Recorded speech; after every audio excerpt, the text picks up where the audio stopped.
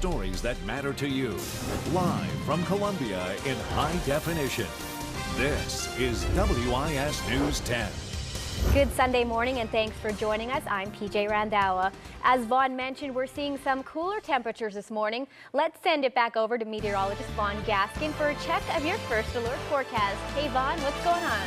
Hey PJ, that's right. We did get off to a chilly start this morning. Just 46 for Lancaster and Camden. Also for Winsboro, you fell to 45 in Newberry and Lawrence. Saluda hit 43. That's one of the coolest temperatures that we've seen. 51 for Sumter, 52 for Bishopville. Now, of course, it will get better as we continue through the day with all this sunshine. Can't help but get better, right? 59 is the temperature in Sumter. Look at all that beautiful bright sunshine. Winds now moving in at about 8 miles per hour. 9 miles per hour for your wind speed in Newberry. Your temperature there is 55, and you've got plenty of sun on the board as well.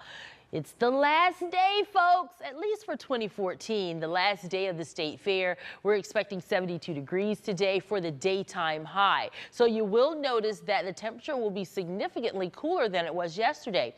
We're in the 60s this morning. Look at the cooler air locked up to our north. Indianapolis at 46, Pittsburgh at 44. We didn't get quite that cool this morning, but we've already started to see the warm up. We've got some spots coming in the lower 60s. So let's talk about what's ahead. This morning, we're starting out with clear and dry conditions. Temperatures slowly inching up from those 50s. Highs this afternoon in the low 70s. We're talking about 70 to 72 degrees or so for the most part. And then into Monday, it gets just a bit warmer. We get closer to our average for this time of year. Your high in Columbia, 72 up towards Winsboro, just 70 for you, 71 for Camden and Bishopville.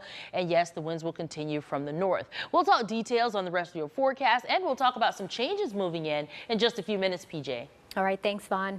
Well, Aiken County deputies are investigating a deadly shooting at a Graniteville nightclub. It happened early Saturday morning at Round 2 Bar and Grill on Breezy Hill Road.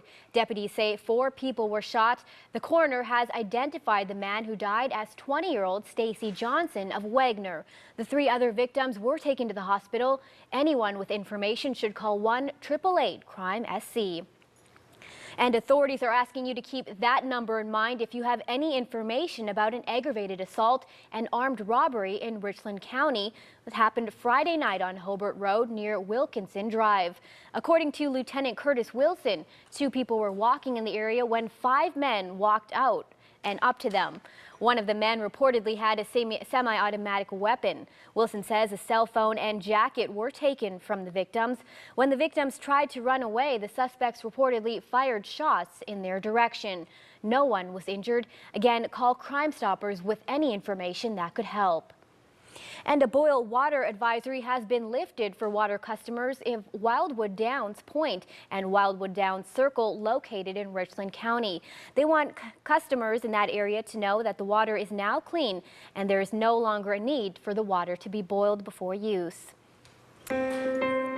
And yesterday, families in North Myrtle Beach met for the 11th annual On the Road to Remember tour. Before visiting the area, missing persons advocates traveled more than 4,000 miles to make sure nearly 100 missing persons cases never fade from memory.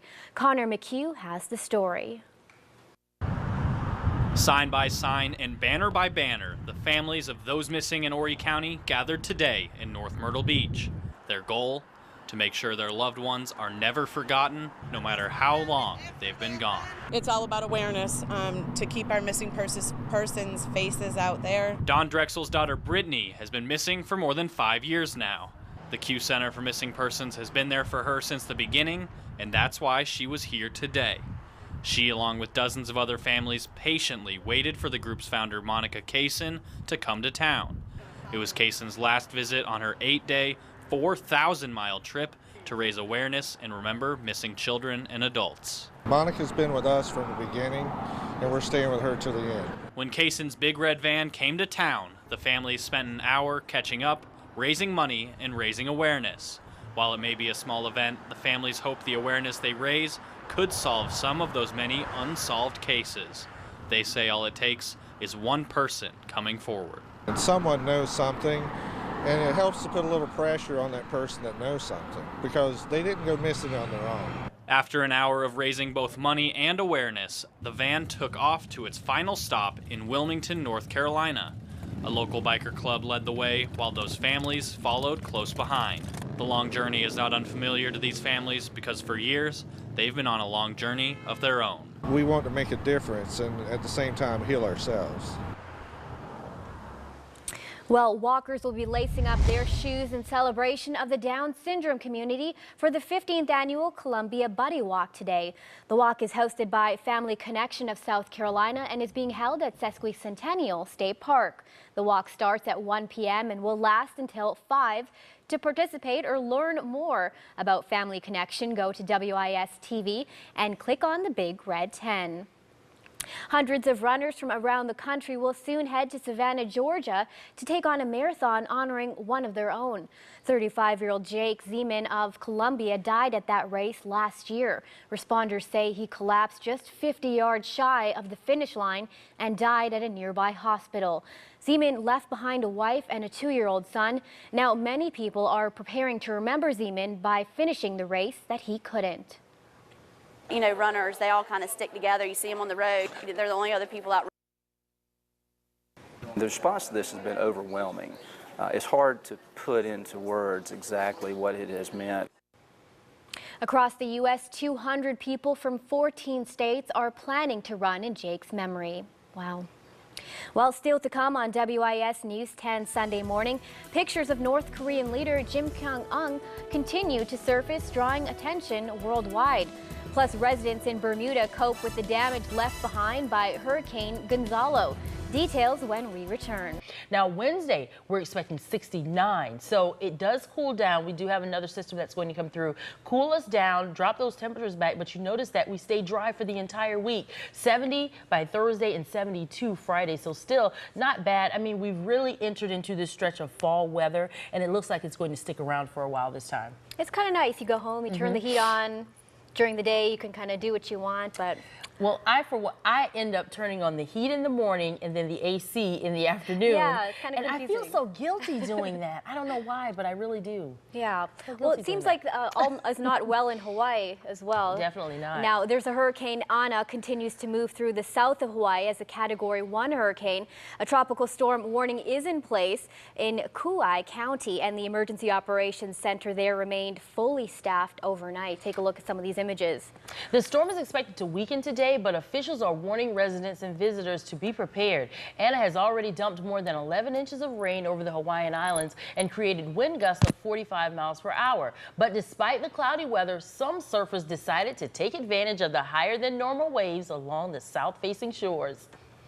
Now we turn to Hurricane Gonzalo. Hurricane Gonzalo leveled trees, knocked over power lines, and damaged Bermuda's main hospital as it crossed the British territory Saturday. No deaths were reported, but some island residents woke up Saturday to damaged homes, uprooted trees, and boats run aground.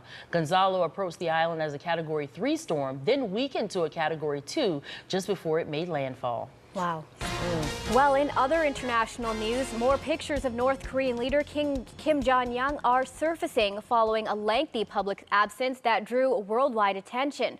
A North Korean news outlet released several photos today of Kim inspecting flight drills. The pictures show Kim using a cane while visiting a unit of the Korean People's National Army and Anti-Air Force with high-ranking officials and watching jet fighters take off and land. It's unknown when and where these photos were taken. 7 Israeli hikers who survived one of Nepal's worst mountain disasters are back home safe today. The hikers returned home today after surviving an unseasonable blizzard in Nepal's Annapurna Trail that has so far claimed 30 lives. The 7 are amongst the more than 500 people rescued from the route, popular with foreign hikers, which circles the world's 10th tallest peak. The Nepalese army is still searching for more survivors. As many as 40 people are still missing. The incident is Nepal's second major mountain disaster this year. An avalanche killed 16 guides on Mount Everest back in April.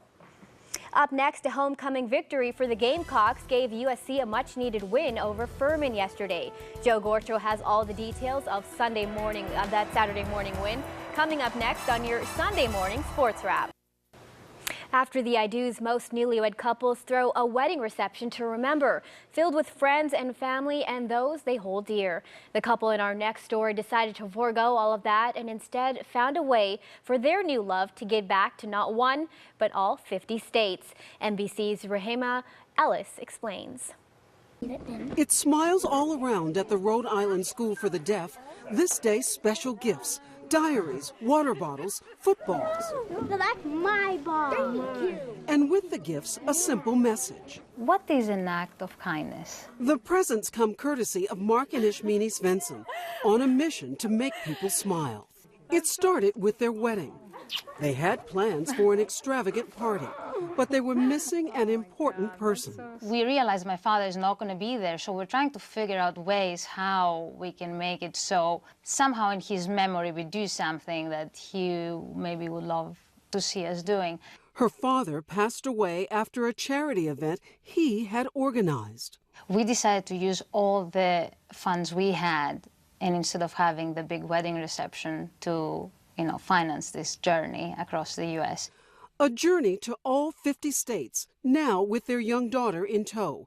First stop, Maryland, and a fundraiser for the Salvation Army. Then California to help the homeless. Since then, they've trekked across the country. Rhode Island is state number 36. Thank you. Can you show me how to sign the word kindness? 8-year-old Nevaeh's favorite gift, a bracelet. And now, inspiration to do a good deed for her friends. Even the smallest act of kindness can make a difference if it's done with the right intention and good-spirited. Yes. This is what makes us want to move forward, visit more states, help more people, and help make a difference. Sharing the gift of kindness, one state at a time. Well, today is a wonderful day for those celebrating a birthday. Let's head over to the birthday board and see who's celebrating.